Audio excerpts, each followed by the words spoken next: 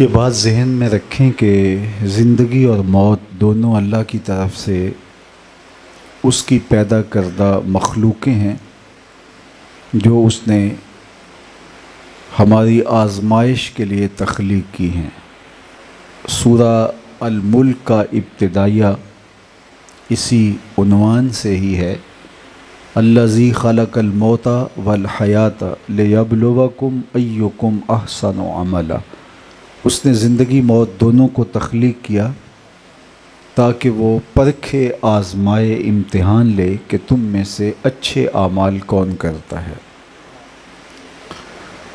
جس طرح بہت ساری مخلوقات ہیں یک بارگی پیدا کر دی گئی اور قیامت کے دن ان کو اللہ سمیٹ بھی لے گا۔ جس طرح پہاڑ ہیں، جتنے پیدا کرنے تھے ایک بار ہی پیدا کر دیے۔ آسمان ہیں، یک بارگی تخلیق ہو گئے۔ اسی طرح زمین ہے، جتنی بنائی جانی تھی بنا دی گئی۔ پانی ہے، جتنا تخلیق کرنا تھا وہ اللہ نے پانی پیدا کر دیا۔ اور قیامت کے دن سمندروں میں آگ لگ جائے گی اور آسمان لپیٹ لیے جائیں گے، پہاڑ ریزہ ریزہ ہو کے ہواؤں میں اڑنے لگیں گے، زمین بھی اللہ سمیٹ لے گا۔ تو جس طرح یہ مخلوقات یک بارگی پیدا کی گئی تھیں، تو ایسے بھی ہو سکتا تھا کہ جتنے انسان تخلیق ہونے تھے اللہ ایک بار ہی سب کو تخلیق کر دیتا اور پھر ان پر قیامت آتی، موت آتی اور قصہ تمام ہوتا، لیکن اس نے ایسا نہیں کیا۔ پہاڑ تو ایک بار ہی سارے پیدا کر دیے گئے، لیکن انسان سارے ایک بار پیدا نہیں کیے گئے۔ آسمان ایک بار ہی پیدا کیے گئے، لیکن انسانوں کو اللہ تعالیٰ مختلف اوقات میں پیدا کرتا ہے، پھر ان کی موت آتی ہے۔ اگر انسان بھی ایک بار پیدا کر دیے گئے ہوتے تو لوگ موت کا انکار کر دیتے، اس لیے کہ انہوں نے اپنے سامنے کسی کو مرتے ہوئے دیکھا نہ ہوتا۔ جس طرح آج بہت سارے لوگ معاد کا، آخرت کا انکار کرتے ہیں۔ وہ کہتے ہیں کہ نہیں، یہ دنیا ہی سب کچھ ہے، انسان انتقال کر جاتا ہے تو قصہ تمام ہو جاتا ہے۔ قریش مکہ نے اس پر بہت شور و غل کیا اور عقیدہ آخرت کی تکذیب کی اور معاد کو جھٹلا دیا اور کہا یہ نہیں ہو سکتا۔ نضر بن حارث کہیں سے بوسیدہ اور پرانی ہڈی اٹھا لایا کسی قبرستان سے، اور حضور علیہ السلام کے سامنے اس ہڈی کو لے کے کھڑا ہو گیا اور اس کو توڑتا تھا اور اس کے ریزے زمین پر گرتے تھے، اور پھر وہ سوال پوچھتا تھا کہ اس ہڈی کو کون زندہ کرے گا، دوبارہ کون اس ہڈی کو حیات عطا کرے گا، جبکہ یہ اتنی بوسیدہ ہو گئی ہے کہ ہاتھوں کا لمس بھی گوارا نہیں کر سکتی۔ وَضَرَبَ لَنَا مَثَلًا وَنَسِيَ خَلْقًا قَالَ مَنْ يُحْيِي الْعِظَامَ وَهِيَ رَمِيمٌ۔ وہ کہاوتیں بیان کرتا ہے، اپنی تخلیق کو فراموش کر چکا ہے، اور کہتا ہے کہ ان ہڈیوں کو دوبارہ زندگی کون دے گا جب یہ اتنی شکستہ ہو گئی ہیں کہ ہاتھوں کا لمس بھی گوارا نہیں کر پاتی اور ریزہ ریزہ ہو کے زمین پہ آ جاتی ہیں، تو ان کو زندگی کون دے گا؟ اب اس کا جواب سنیے۔ وَضَرَبَ لَنَا مَثَلًا وَنَسِيَ خَلْقًا قَالَ مَنْ يُحْيِي الْعِظَامَ وَهِيَ رَمِيمٌ۔ ان ہڈیوں کو کون زندگی دے گا؟ قُلْ يُحْيِيهَا الَّذِي أَنشَأَهَا أَوَّلَ مَرَّةٍ وَهُوَ بِكُلِّ خَلْقٍ عَلِيمٌ۔ محبوب فرما دیجئے، یہ تو اب ہڈیاں موجود ہیں، میٹیریل موجود ہے۔ جب ہڈیاں بھی موجود نہیں تھیں، جس نے انسان بنا لیا وہ ہڈیوں کو جوڑ کے بھی بنا لے گا۔ اب تو میٹیریل موجود ہے، بکھرا ہوا ہے۔ جب میٹیریل بھی نہیں تھا، جب مادہ بھی نہیں تھا، جب نقشہ بھی نہیں تھا، هل أتى على الإنسان حين من الدهر لم يكن شيئا مذكورا، یہ قابل ذکر چیز ہی نہیں تھی، اس کا نقشہ تک نہیں تھا۔ تو جس نے مادہ پیدا کیا، میٹیریل بنایا، پھر ان اجزاء کو باہم جوڑ کر کے انسان کی تخلیق کی، تو کیا بکھرے ہوئے اعضاء کو، بکھرے ہوئے اجزاء کو جوڑ کر کے دوبارہ اس کو بنانا ممکن نہیں ہے؟ کیوں ممکن نہیں ہے؟ جس نے نئے سرے سے بنا لیا تو وہ جوڑ کر کے بھی بنا لے گا۔ بلا قادرین علی ان نسوی بنانا، اے محبوب فرما دو کیوں نہیں، ہم اس کے جوڑ جوڑ کو جمع کر کے دوبارہ اس کو شکل میں لے آئیں گے۔ تو خوبصورت جواب دیا کہ یہ کیسے ہو سکتا ہے جس کمپنی نے یہ مائک ایجاد کیا، تو اگر اس میں خرابی ہو جائے تو وہ خرابی دور کیوں نہیں کر سکے گی؟ جب اس کی مثال بھی نہیں تھی، سب سے پہلے جس نے یہ ایجاد کیا، اب یہ ٹوٹ جائے، اس میں کوئی فنی خرابی آ جائے تو کہا جائے کہ یہ اس کو کیسے صحیح ہو کیا جا سکتا ہے؟ یار جس نے ایجاد کر لیا، فنی خرابی دور کرنا کیا مشکل ہوا اس کے لیے؟ کہا جب انسان کا نقشہ بھی نہیں تھا، میٹیریل بھی نہیں تھا، مادہ بھی نہیں تھا، تشخص بھی نہیں تھا، اس کا تصور تک نہیں تھا، تو جس نے انسان تخلیق کر لیا تو وہ اس کو دوبارہ جوڑ کے دوبارہ بھی کھڑا کر لے گا، اس کے لیے کوئی مشکل نہیں ہے۔ اور یہ سوال بنتا ہی نہیں تھا اگر اس نے اپنی تخلیق پہ غور کیا ہوتا۔ توجہ میری جانب، بس تھوڑا وقت ہے، تو اگر اس کی تخلیق پہ غور اس نے اپنی تخلیق پہ غور کیا ہوتا تو یہ سوال کرتا ہے نا، چونکہ وہ ایک بوند پانی سے پیدا ہوا تھا جو یہ سوال اٹھا رہا ہے اور کہتا ہے کیسے ان ہڈیوں کو دوبارہ زندگی دی جائے گی؟ تو یہ کون کر رہا ہے کہ وَضَرَبَ لَنَا مَثَلًا وَنَسِيَ خَلْقَهُ، جو اپنی تخلیق کو بھول گیا ہے، اسے یہ یاد نہیں رہا کہ میں کیسے پیدا ہوا۔ اگر اس کو اپنی تخلیق مستحضر ہوتی اور یہ تصور اس کے ذہن میں ہوتا کہ بوند پانی سے میری تخلیق ہوئی، تو وہ یہ کیسے انکار کر سکتا تھا کہ ہڈیوں کو جوڑ کر انسان بنانا رب کے لیے کیا مشکل ہے؟ اللہ اکبر۔ سانِ کز تیں صلاتی می کند، شیخ فرید الدین عطار فرماتے ہیں ایسا کاریگر ہے مٹی سے بادشاہ بنا ڈالتا ہے، اس کے لیے کوئی مشکل نہیں ہے۔ تو یہ زندگی اللہ تعالیٰ نے ہمیں جو دی ہے، اس میں موت رکھ دی ہماری آنکھوں کے سامنے۔ ایسا ہو سکتا تھا جس طرح میں نے کہا کہ پہاڑ پیدا کیے، قیامت کے دن ریزہ ریزہ ہو جائیں گے، سارے انسان پیدا کر دیے جاتے، قیامت کے دن آغوش موت میں اتار دیا جاتا۔ لیکن ایسا اگر ہوتا تو لوگ چونکہ اپنی آنکھوں کے سامنے کسی کو مرتا ہوا نہ دیکھ رہے ہوتے تو موت کا انکار کر دیتے، جس طرح آج معاد کا، آخرت کا انکار کفار کرتے ہیں۔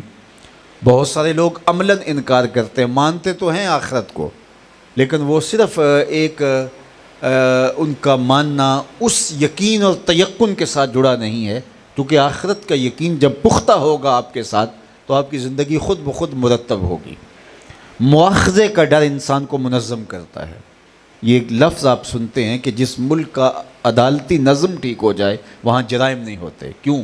اس لیے کہ مجرم کو ڈر ہوتا ہے کہ میں پھر عدالت میں میرا کیس ہوا تو پھر میں تختہ دار پہ بھی پہنچ سکتا ہوں، اور جس کو یہ ہو کہ کوئی بات نہیں ہے، یہ نظم اتنا مضبوط نہیں ہے، تو وہاں جرائم ہوتے ہیں۔ تو آخرت کا تصور جب پختہ ہوتا ہے اور وہ روحوں میں جذب ہوتا ہے کہ ہم اللہ کے حضور پیش ہونا ہے اور ایک ایک عمل کا حساب دینا ہے، ثم لتسألن یومئذ عن النعیم، ایک ایک نعمت کے بارے میں پوچھا جانا ہے، تو پھر کبھی بھی اس کی زندگی غیر مرتب نہیں ہوتی۔ وہ سوچ سمجھ کے قدم اٹھاتا ہے، اور اگر اس سے کبھی گناہ سرزد ہو بھی جائے تو وہ فوراً توبہ کرتا ہے، رجوع کرتا ہے کہ اگر میری اسی حالت میں موت آ گئی تو میں کیا اللہ کو جواب دے سکوں گا، کیونکہ اللہ بندے کے قدم اپنے حضور سے ہٹنے نہیں دے گا جب تک اس سے 4 سوال نہیں کر لے گا۔ ایک سوال کہ زندگی کہاں گزار کے آیا، دوسرا سوال کہ جوانی کہاں بیتی، تیسرا سوال کہ کمایا کیسے اور اس کو خرچ کہاں کیا، اور چوتھا سوال کہ جو علم پڑھا اس پہ عمل کہاں تک کیا۔ جب تک بندے سے یہ 4 سوال اللہ کر نہیں لیتا اور بندے سے اس کا جواب نہیں لے لیتا، بندے کے قدم اپنے سامنے سے ہٹنے نہیں دے گا حشر کے دن۔ تو وہ مرحلہ تو درپیش ہے، میں اور آپ اس کی حضور حاضر ہونا ہے۔ حضرت سری سکتی رضی اللہ تعالیٰ عنہ فرمایا کرتے تھے باقی باتیں تو بات کی بات ہے، میں اس بات سے ڈرتا ہوں اپنے رب کا سامنا کیسے کروں گا، اپنے رب کی حضور پیش کیسے ہوں گا۔ اور اقبال نے 2 قدم بڑھ کے ایک اور بات کہہ دی، وہ کہتے ہیں کہ میں اس بات سے ڈرتا ہوں کل قیامت کے دن رسول اللہ کا سامنا کیسے کروں گا۔ تو غنی از ہر 2 عالم من فقیر، روز محشر عذر ہائے من پذیر، گر تو می بینی حسابم ناگزیر، از نگاہ مصطفیٰ پنہا بغیر۔ اے اللہ تو غنی ہے، بے نیاز ہے، میرا حساب نہ لینا، یوں ہی معاف کر دینا، تیرے لیے کیا مشکل ہے، اور اگر میرا حساب لینا ناگزیر ہوا تو میرے پہ یہ مہربانی ہو کہ حضور کے سامنے میرا حساب نہ لینا، مجھے جناب رحمت للعالمین سے شرم آئے گی۔ تو یہ چیز ہلا کے رکھ دیتی ہے اور زندگی کو منظم کر دیتی ہے اگر عقیدہ آخرت جڑا ہوا ہو۔ تو اللہ نے ہمارے اوپر یہ احسان کیا کہ لوگ ہمارے سامنے فوت ہوتے ہیں، ہمارے اپنے عزیز بچھڑتے ہیں، اور یہ دنیا کے اوپر آنے کی اللہ نے ترتیب ضرور رکھی ہے، جانے کی یہ ترتیب لازم نہیں ہے۔ پہلے باپ آتا ہے پھر بیٹا آتا ہے، کبھی اس کے برعکس کبھی نہیں ہوا، لیکن دنیا سے جانے کی یہی ترتیب ہو یہ لازم نہیں ہے۔ بسا اوقات بوڑھے باپ کو جوان بیٹے کی میت کو کندھا دینا پڑ جاتا ہے، تو ایسے حادثات ہوتے ہیں۔ تو یہ دنیا کے اوپر یہ اللہ کا نظم ہے۔ تو موت تو برحق ہے، اٹل حقیقت ہے۔ جن لوگوں نے وجود باری کا انکار کر دیا، خدا کے وجود کا انہوں نے بھی انکار جو ہے، وجود باری کا جنہوں نے انکار کیا، خدا کے وجود کا انکار کیا، موت کا انکار وہ بھی نہیں کر پائے۔ موت ہے ہنگامہ آرا کلزم خاموش میں، ڈوب جاتے ہیں سفینے موج کی آغوش میں۔ تو موت تو ایک طے شدہ حقیقت ہے، امر واقعہ ہے۔ کیسے لوگ ہاتھوں سے نکل جاتے ہیں جن کے بغیر ایک لمحہ نہیں بیتتا تھا، پھر آنکھیں ان کی شکلیں دیکھنے کو ترستے ہیں۔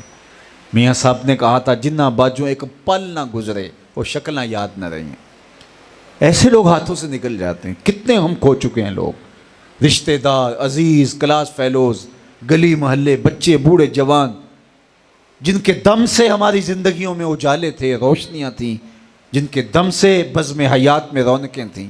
آج کتنے لوگ ہیں کہ وہ ہماری آنکھوں کے سامنے نہیں ہیں، آنکھیں ترستی ہیں ان کے دیدار کو۔ تو یار جب وہ چلے گئے ہیں تو ہم بیٹھ رہیں گے۔ خیر کنہ فلاں و غنیمت شمار عمر، زاں بیشتر کے بانگ برایت کے فلاں نمان۔ سعدی شیرازی بولے کہ اس عمر کو غنیمت سمجھ اور جو نیکی کر سکتا ہے کر لے، اس سے قبل کہ یہ آواز آنا شروع ہو جائے فلاں بھی چلا گیا، اتنے بجے جنازہ ہوگا۔ کہا کہ یہ آواز تیرے لیے بھی آنے والی ہے، وہ وقت تو آنے والا ہے، حجت تو تمام ہو گئی ہے۔ ہم اپنی آنکھوں کے سامنے اٹھتے ہوئے جنازے دیکھتے ہیں، یہ پھیلی ہوئی قبریں یہ ہماری عبرت کے لیے ہیں۔ حضرت یعقوب علیہ السلام جلیل القدر پیغمبر گزرے ہیں، انہوں نے اسرائیل سے وعدہ لیا تھا میری روح قبض کرنے کے لیے اچانک نہیں آنا، پہلے قاصد بھیج دینا میں موت کی تیاری کر لوں۔ اچانک موت سے پناہ مانگی گئی ہے، اللہم انی اعوذ بک من الموت الفجاۃ۔ تو انہوں نے عہد لیا۔ نبی تو ہر لحظہ تیار ہوتا ہے، لیکن تعلیم امت کے لیے انبیاء بہت ساری چیزیں سامنے رکھتے ہیں۔ تو اسرائیل نے وعدہ کیا میں قبض روح کے لیے اچانک نہیں آؤں گا، پہلے قاصد بھیجوں گا۔ ایک مدت گزرنے کے بعد حاضر خدمت ہوئے، پوچھا کیسے آنا ہوا؟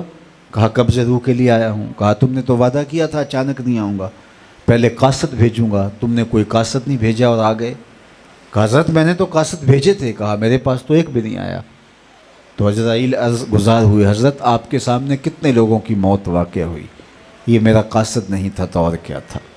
کتنے جنازے اٹھے، یہ میرا قاصد نہیں تھا تو اور کیا تھا۔ داڑھی میں سفید بال آ گئے، یہ میرا قاصد نہیں تھا تو اور کیا تھا۔ جب یادداشت کھونے لگے، جب نظر کم پڑنے لگے، جب چلتے ہوئے ٹھوکریں لگنے لگے، اعضاء مدمحل ہونے لگے، جب زبان میں لکنت پیدا ہونے لگے، تو سمجھ لو پیغام موت آ گیا۔